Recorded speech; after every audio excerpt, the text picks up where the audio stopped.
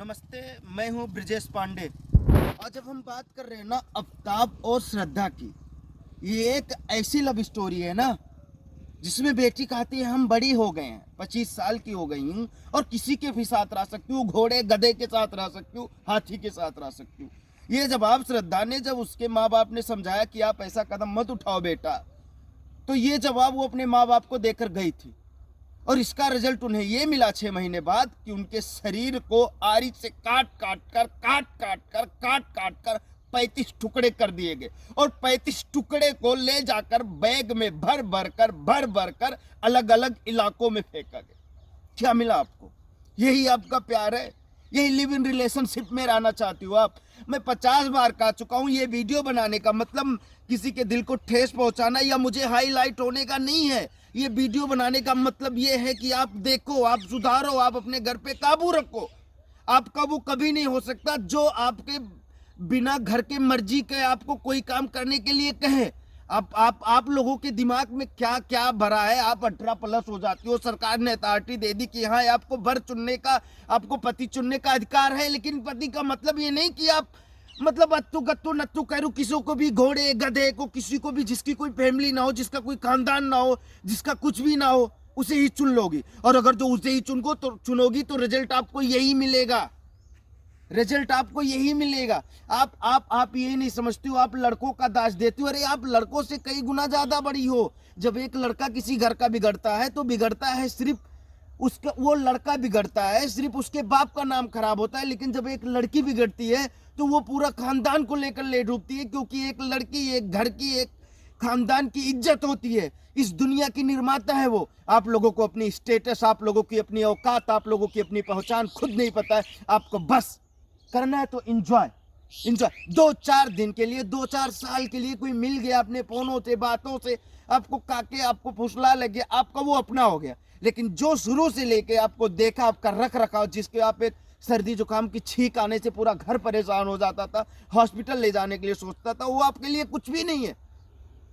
आपको बस रहना है तो लिव इन रिलेशनशिप में। और हाँ, ये तो बॉलीवुड भाड़ ने चलाया ना लिव इन रिलेशनशिप। अरे भैया, बॉलीवुड भाड़ का आप दांच मत दो। वो एक अलग समाज है, ना कोई धर्म है, ना कोई कुछ भी है। वो एक अलग ही समाज है। वो कुछ भी करेंगे, उनका चल जाएगा, लेकिन आपका नहीं चलेगा।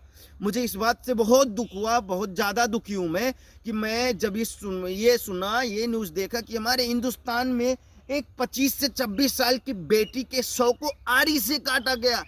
आरी से काट के उसके 36 टुकड़े किए गए और उसके 36 टुकड़े को 36 एरिया में फेंका गया।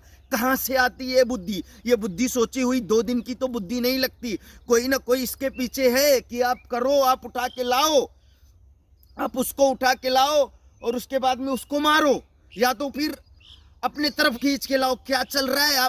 आप लड़कियां कब सोचोगी, कब आप लड़कियों को अपने भाई बाप सबकी मतलब उसकी इज्जत की परवाह रहेगी?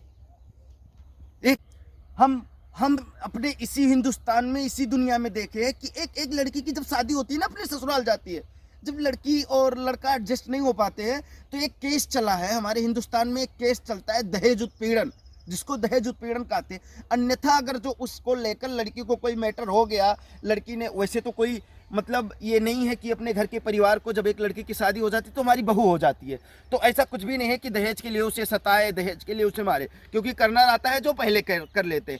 लेकिन अगर जो अन्यथा लड़की को कुछ हो जाता है तो लड़कों वाले के ऊपर लगता है एक दहेज उत्पीड़न।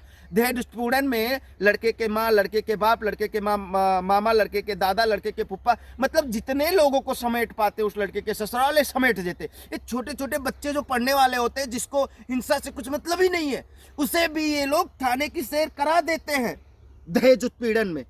तो ये भैया जो लव जिहाद है, जिसमें लड़कियों को लेकर जाकर लिव इन रिलेशनशिप में रखकर इतना बड़ा जिम्मेदारी लेकर और उसको गला घोट कर आरी से 36 टुकड़े कर दिए, इस पे क्या उसके पूरे परिवार को सजा नहीं मिलनी चाहिए?